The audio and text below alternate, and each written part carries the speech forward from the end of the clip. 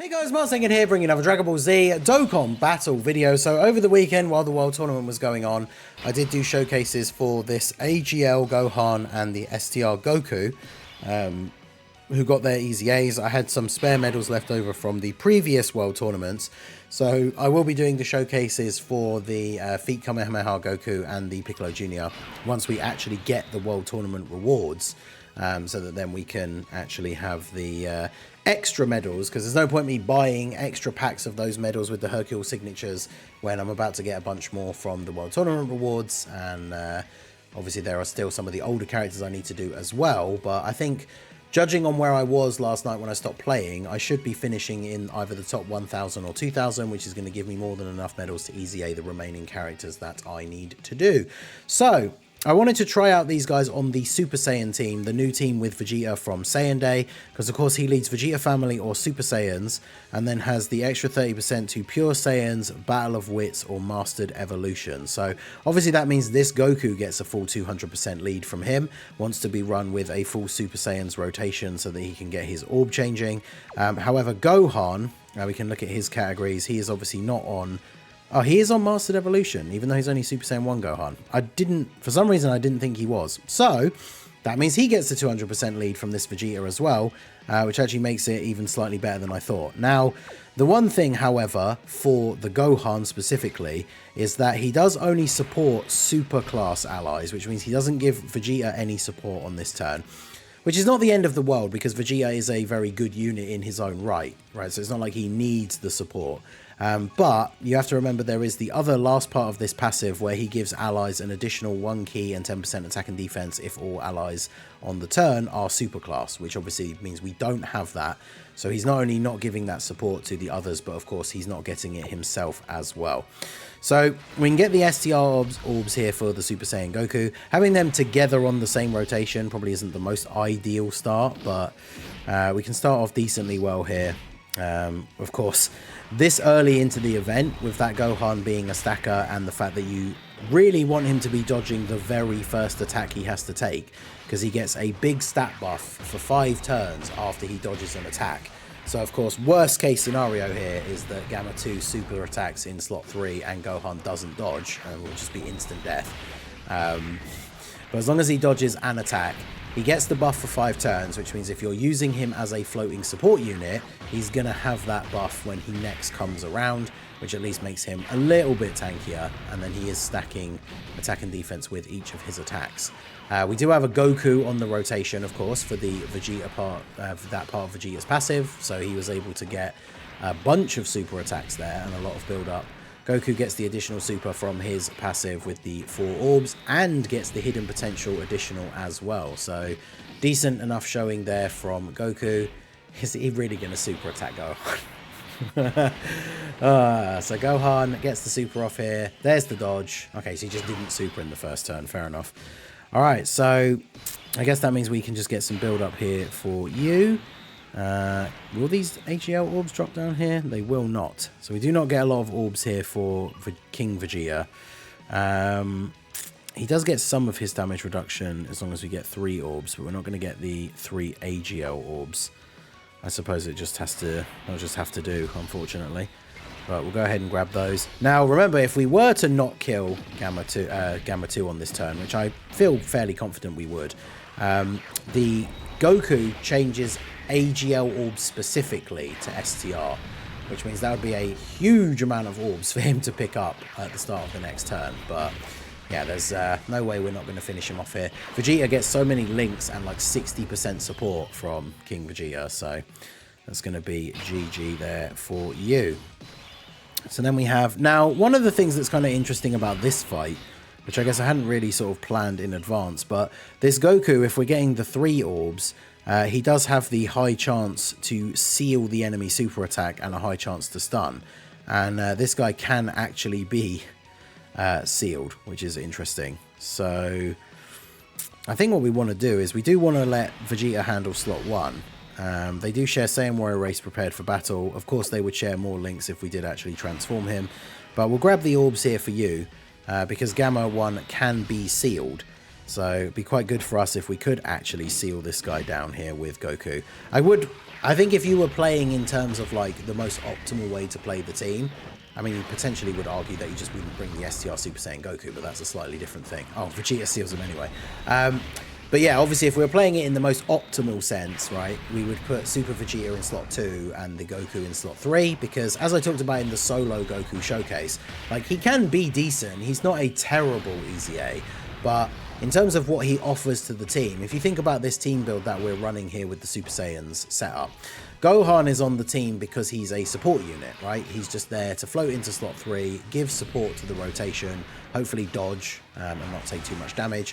Whereas this Goku, like on this turn specifically, we did actually get the hidden potential additional again, but we did like 2 5 million attack stats and then a normal. There are units that I could bring under Vegeta's leader skill, like Gotenks, Kefla, stuff like that, who obviously would be doing way more damage than this Goku. In fact, Gotenks and Kefla probably both do get to higher raw defense than him, whilst also having a pretty significant amount of dodge chance built into their kit as well. So that's the only unfortunate thing about that Goku, is for a World Tournament EZA, I do think he is actually very good, but he just probably doesn't make it onto any of these teams, right? Because this rotation, unfortunately for Gohan, he's not supporting either of these two guys because they're both extreme. He's got 281k, that's with the buff from the previous turn. So his defense, certainly not crazy. This kind of event that doesn't have AoEs is obviously better suited to him. But the downside, of course, as with any stacking unit, is that Vegeta probably finishes off Gamma 1 here. If he doesn't, King Vegeta probably will. And so then, of course, that means he doesn't get the opportunity to stack. That's my only gripe with when they design these units, who essentially are just supposed to be floating support units, why they give them stacking on their super attacks, right? Because you're going to get into so many situations where they're just not actually going to be able to get any stacks. And that seems very, very odd. So we're going to go ahead here. I think having no AGL attacks for the STR Goku is probably for the best. So we're going to go ahead and do this. And then we can grab the Tech Orbs for you. Now that you're transformed into a Super Saiyan, these guys do get a couple of extra links, right? We have Super Saiyan and Golden Warrior. And then Goku sharing the same. 3 links active for future Gohan. That means we can get the STR Orbs that we need for him in order for his passive. And then, I mean, I guess we could, we're not going to get the 24 key anyway, so we'll just grab the 4 here for you. Save the big glut of orbs here in the bottom of the field. Ideally, we really want Gamma 1 to have supered Vegeta, so this could be GG if Gamma 1 super attacks Goku, but we did action break him, so how many attacks is Goku actually taking from Gamma 1 in the middle? Because obviously Vegeta getting hit first does mean we not only get the extra attack, but we also get the action break on his super, which is very useful. Did a pretty solid amount of damage here as well. But yeah, Goku is being hit like 3 times. What are the chances that we action break the first attack, which is a normal, and then he supers? Let's see. So we get the additional from the hidden potential. Remember, each super is raising his defense, but he doesn't have the kind of defense levels where he will tank a super. But he tanks the normals for double digits. I mean, Gamma 1 and 2 stage, this stage, of course, even by metrics of the global meta, is certainly by far not the hardest stage in the game or anything like that. But I used to really like testing out teams in this stage because, I mean, both the Gammas hit hard enough with their super attacks that they will kill units that don't have particularly great defense, right? If you're not rocking defensive abilities like damage reduction, dodge, you have to have pretty high raw defense in order to be able to tank the Gamma 1 or 2 super attack, and there's 2 of them in the final phase, so there's of course the possibility that they both super attack you, and then yeah, depending on the rotation you have, depending on the build for the team, like that could be it, right? So this is going to be a very spicy turn though. These guys having all the support that they have. How many times are you attacking Super Vegeta, AGL Gamma 2? Is it once? Oh, that's twice, damn. I was going to say, because our boy here can action break Gamma 2. Going to get a bunch of guaranteed additional attacks. Then, I should have put the animation on really for the Vegeta transformation, but let's go ahead and do this. And then Super Vegeta, I don't think Super Vegeta actually, with the way we've been floating the units around and stuff, I don't think he's actually gotten a single chance to attack in this run. So his attack stat's not going to be as insane as it could be in other situations. But we do have the support from King Vegeta, which means he is getting 60% support. And he has all of his links active. So this is a pretty good rotation for our boys here. It means we're probably not going to see Goku or Gohan back again. So really, in the grand scheme of things, like that Goku can be pretty decent, but I just think there are way better options on the team than him. And then Gohan, he provides support, but obviously you're missing out on a little bit of that support by having an extreme ally on the rotation, and then he doesn't actually support the Vegeta either. So if you are running King Vegeta, ideally we would be floating King Vegeta off and using him as a floating support unit as well, so it's not the end of the world. But that rotation that we saw where we had the Tech Vegeta and King Vegeta, then obviously Gohan just doesn't provide anything to that rotation whatsoever. And Vegeta here just going off. He might just kill Gamma 1 as well. Yeah, we don't even get to see Super Vegeta attack. But, I mean, there you go.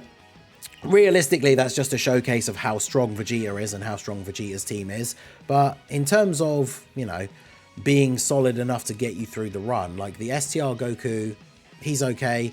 Gohan, decent, but kind of relies on dodge. I suppose the only real major problem is that for global, we kind of are in the dying days of the current global meta. You know, STR Goku and the AGL Gohan would probably both struggle against Omega and Zamasu, and we're about to move into the anniversary meta where the events are going to become significantly harder. And I don't think, at least Gohan has the 70% chance to dodge. You'd probably build him full dodge for the rest, and you could certainly get runs against the more difficult content where he just never takes a hit. But the Goku, even building him full dodge, he has no dodge in his passive. So with skill orbs and things like that, you're still going to only be at 20-ish like dodge, which isn't reliable when it comes to dodging attacks repeatedly, and he's going to be taking damage even from some of these big bosses in the anniversary content. He's going to be taking damage from normals. So unfortunately, not the craziest of units, but certainly at least solid, decent enough to use for now in the global meta. We'll see what sort of content the Golden Week celebration brings, but I suppose more so this is just a showing of how strong Vegeta's team is. Because yeah, our boy Tech Vegeta looking very, very good in this video. But let me know what you guys think down below in the comment section. What did you think of the World Tournament EZAs? How did the World Tournament go for you? Where did you place in the end? Let me know all of that stuff down below in the comments. Shout out to everyone that came out to the streams over the weekend and everything. I hope you guys did manage to hit the goals and finish in the placements that you were after. So that is going to be it for the video, guys. This has been the Masked Ningen. Smash that like button, subscribe to the channel if you are new. Check out the links down below for the Discord and the merch store, and I will see you all again soon. Have a good one.